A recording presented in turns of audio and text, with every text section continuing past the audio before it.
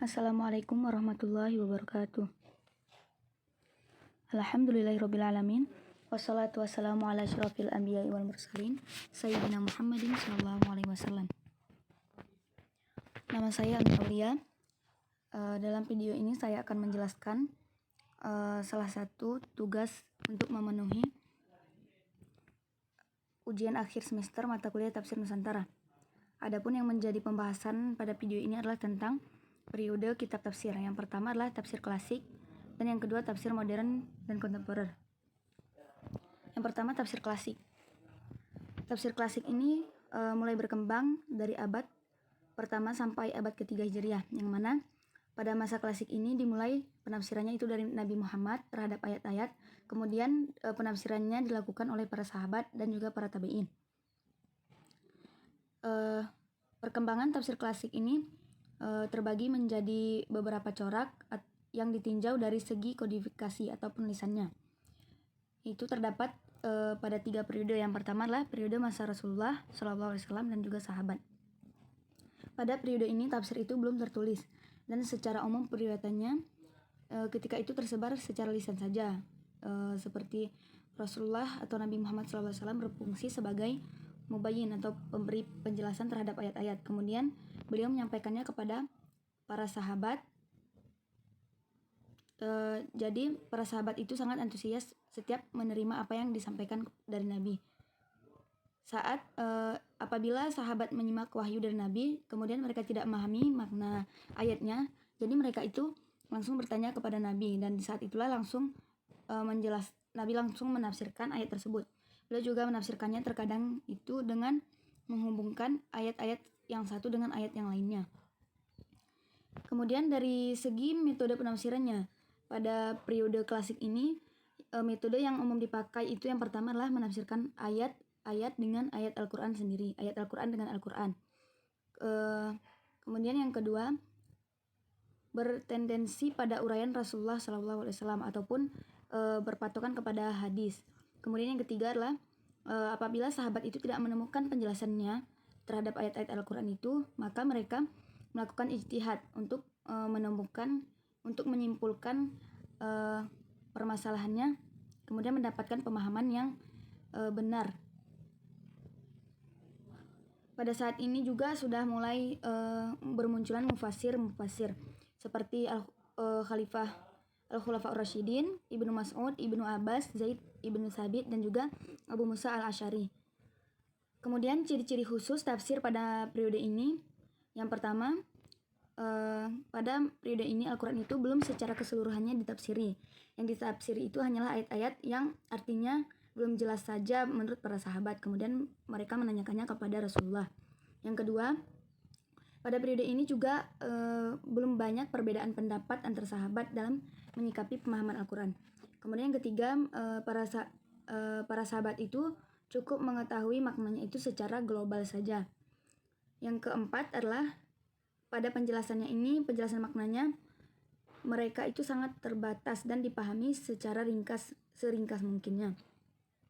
Yang kelima, yaitu jarangnya melakukan pengistinbatan hukum-hukum fikih secara ilmi dari ayat-ayat Al-Quran, karena belum adanya aliran-aliran keberagaman agama Islam pada periode ini. Dan pada periode ini juga tafsir itu belum dikodifikasi. Yang kedua adalah periode masa tabi'in. Periode tabi'in ini bermula pada masa tabi'in yang sebagai generasi kedua Islam. Menurut Al-Sabuni juga menyebutkan bahwa mufassir pada masa tabi'in itu jumlahnya sangat banyak, lebih banyak daripada mufassir dan para sahabat. Banyak tokoh penafsiran yang muncul dari kalangan sahabat yang telah memberikan penafsiran Al-Quran, sehingga generasi selanjutnya itu dapat mengambil penafsiran dari pemikiran mereka.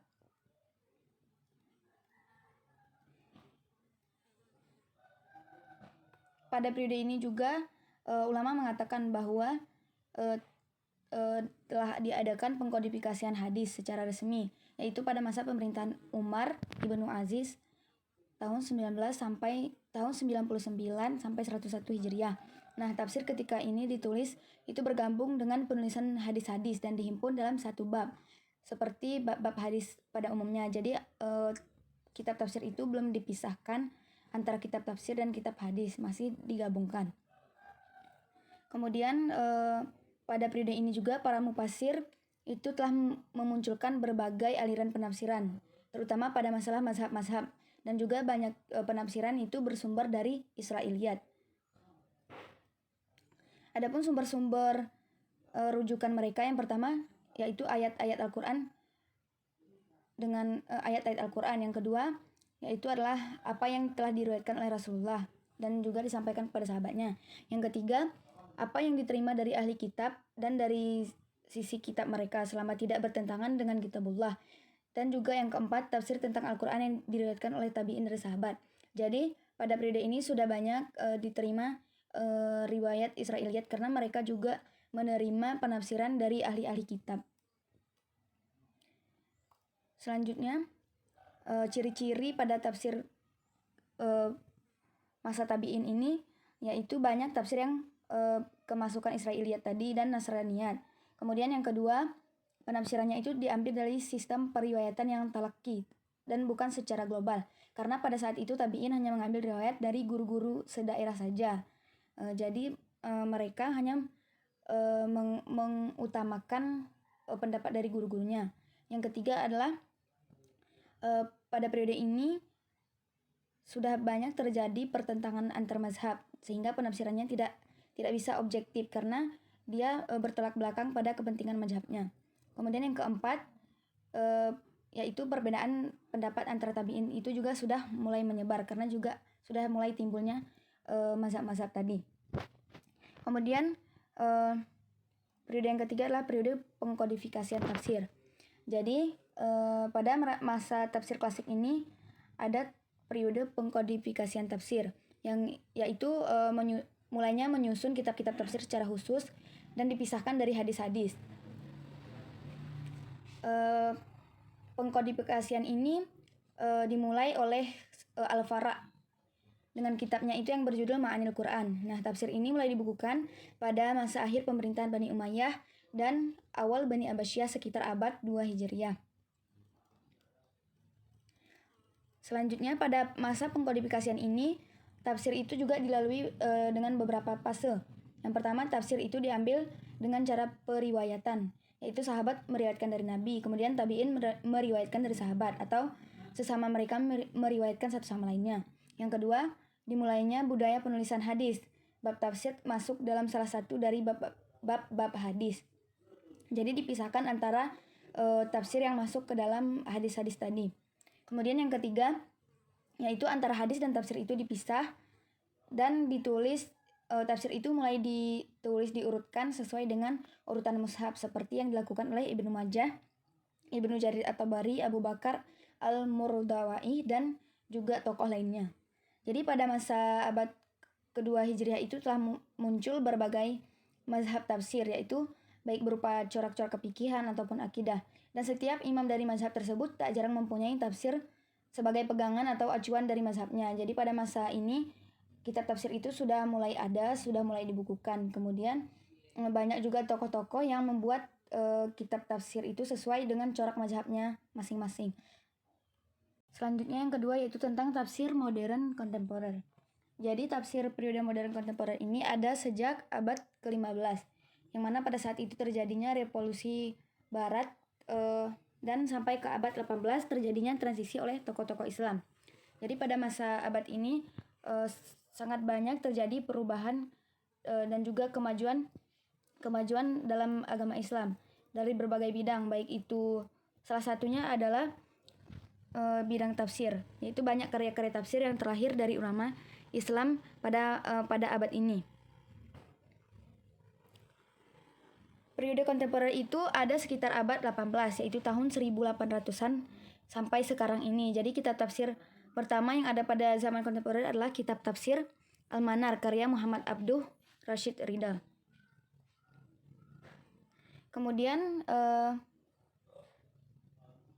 corak-corak penafsiran pada masa modern kontemporer ini, yang pertama itu ada corak fikih, kemudian corak lugawi, corak falsafi, corak teologi, corak ilmi atau sains, dan corak adabi ijtimai. Jadi pada masa tafsir modern kontemporer ini sudah banyak berbagai launu-launu tafsir ataupun corak penafsiran, yang mana kitab tafsir itu tidak hanya fokus membahas tentang ayat-ayat kisah Al-Quran saja, tetapi dibagi menjadi berbagai bidang, seperti corak fikih itu yang membahas tentang hukum, corak lugawi yang membahas tentang kebahasaan, kemudian corak ilmi itu yang membahas tentang sains ataupun ayat-ayat kauniyah.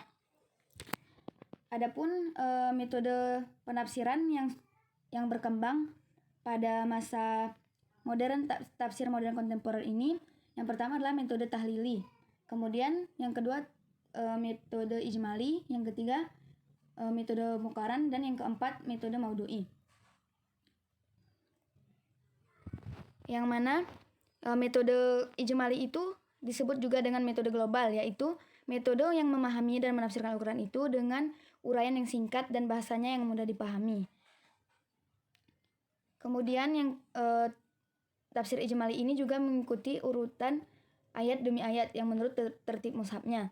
Dalam metode ijmali ini, mufasir itu langsung menafsirkan Al-Quran dari awal sampai akhir tanpa perbandingan. Salah satu contoh-contoh kitab yang menggunakan metode ijmali ini yaitu kitab tafsir Jalalain, kitab tafsir Al-Quranul Karim, dan kitab tafsir Al-Wasit. Yang kedua adalah metode tahlili ataupun metode analisis. Jadi metode tahlili ini adalah metode yang digunakan yang berusaha untuk menerangkan arti ayat-ayat Al-Quran dari berbagai segi, yaitu berdasarkan urutan mushafnya juga, dengan menonjolkan kandungan lafaz-lafaznya dan hubungan antara ayat-ayatnya, kemudian hubungan surahnya dan sebab-sebab turunnya, dan juga disertakan hadis-hadis yang berhubungan dengan ayatnya.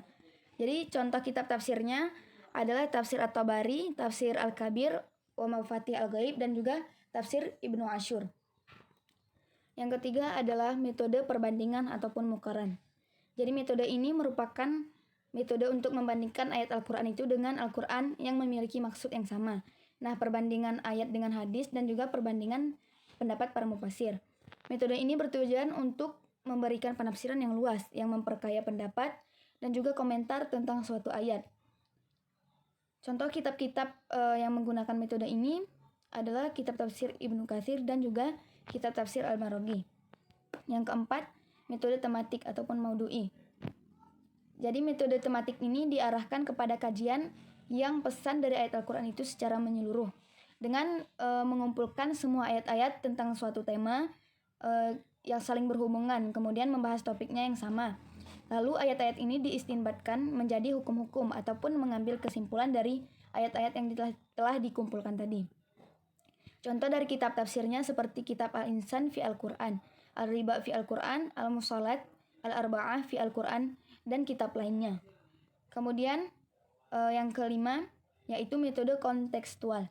Jadi metode ini merupakan usaha yang dilakukan untuk menafsirkan Al-Quran itu dari segi pertimbangan analisis bahasa, latar belakang sejarah, sosiologi, antropologi yang berlaku dan juga berkembang dalam kehidupan masyarakat Arab itu selama proses pewahyuan itu diturunkan. Mungkin hanya ini yang dapat saya jelaskan.